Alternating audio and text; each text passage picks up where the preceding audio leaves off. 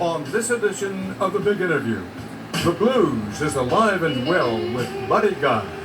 Hey, good morning, buddy. Good morning, sir. How are you this morning? Thank you very much for doing this. Thank you. Really It's a pleasure. well, have a seat. Let's talk. Thank you so much, sir. When Buddy Guy plays, you see why people used to call the blues the devil's music. He is fearsome.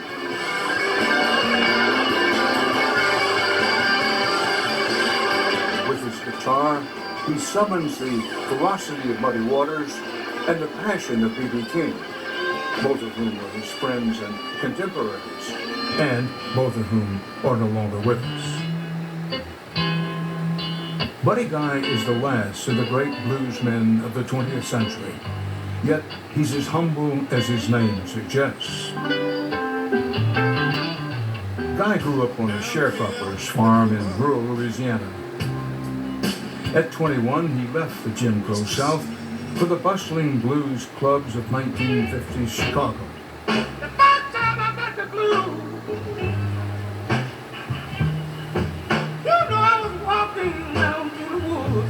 His raw talent stood out and landed him in the studios of the era's premier blues label, Chess Records. But it was his commanding stage presence that caught people's attention.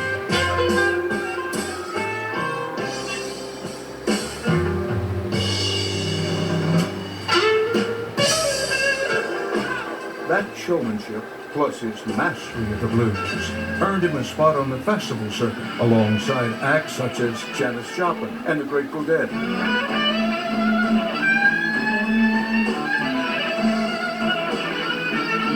Although Guy never achieved blockbuster sales, his style and verve thrilled his fans, some of whom became legends themselves, from Jimi Hendrix to Eric Clapton to Keith Richards. Buddy Guy has been cited as an inspiration by a number of history's greatest musicians. These days, Guy laments the decline of the blues. So he's taken it upon himself to make sure it's still heard. I met up with him in the shadow of the elevated train in Chicago at his Legends Blues Club, one of the few of its kind left in the city. Well, buddy, I really appreciate you doing this. You're one of the great blues men of all time, Thank you. greatest living blues artist, and you have this club. Tell me where we are here. Well, we're at 700 south of Wabash, like in the South Loop of Chicago. And I saw clubs and great musicians disappear. And something told me, don't let everything disappear, just open a club. And when I first opened the club, I couldn't hardly afford it or nothing like that, but I took my chances on it. And it took at least almost 30 years for me to say I'm breaking even with it, because you don't make a lot of money in blues clubs no more, you know. Especially if you're a musician, you got a lot of friends. See, because if I'm sitting at the door, a lot of friends will come up and say, that's Buddy, I don't have to pay to come in. Well, running a business is no fun. Especially when you're not there and you're selling whiskey, because sometimes you'll have some friends who tend in your bar will make sure their friends feel good when they leave without paying. Buddy, what is there about the blues? Then for me, the blues is, and the lyrics is about everyday life. Even if it doesn't happen to you, you know somebody else that it happened. And it's not all sad. Sometimes you hear, say B.B. King made a record about, I got a sweet little angel, I love the way she spreads her wings. That don't sound sad to me. So, and then you got the late Eddie Boyd made when I sung a lyric out of last night. I worked 5 long years in the steel bee and she had the nerve to put me out. Now that's kind of sad, because if you're trying to keep a family together and working and she kick you out, that could be sad. But blues is got good lyrics and it got the other lyrics too, where you is unhappy, and then there's other lyrics where you're happy with it. When I talked to Carlos Santana, about who was very complimentary about you, to say the Thank least. you. Yeah, he's a good friend. But he was talking about your playing blues. And he said, you're able to strike lightning with the guitar. He is too. You know, as a matter of fact, he struck more lightning than I do because he sold more records than I did. But you know, all of those guys, you know, it's something special for all of us.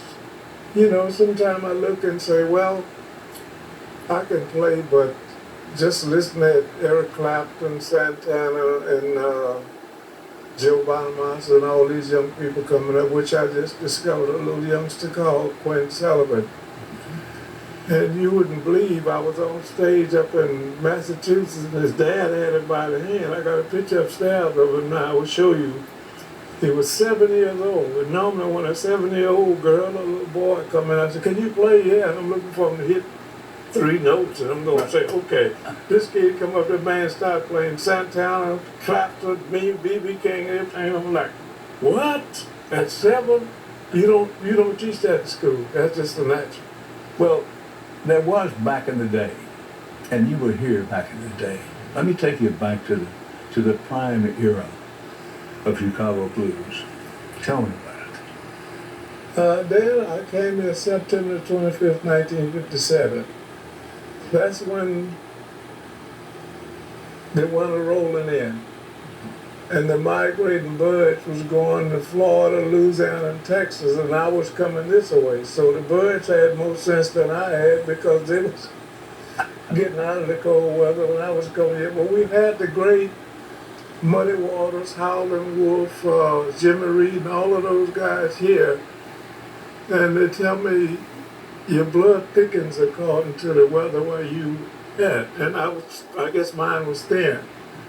And I said to myself, what do you want? Come here for this, and you never experienced a zero in Louisiana. We never had that.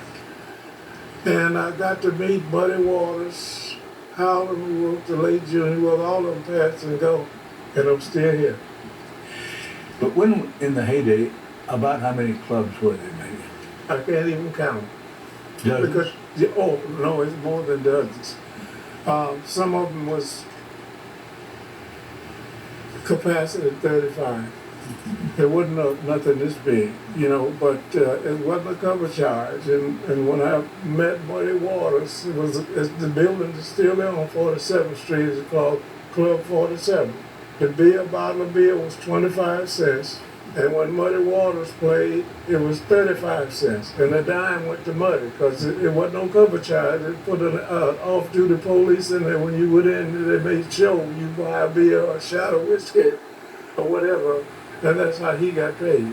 And I'm looking like that. So, but I didn't ever think I was good enough to play. I just wanted to watch them play. I was looking for a day job. And they found out I could play a few licks that I had learned from them. And that's how I got introduced to him and got a chance to make albums with him and things like that. And I guess that brought me to today talking to you. Well, I'm glad we reached that point anyway. So am I.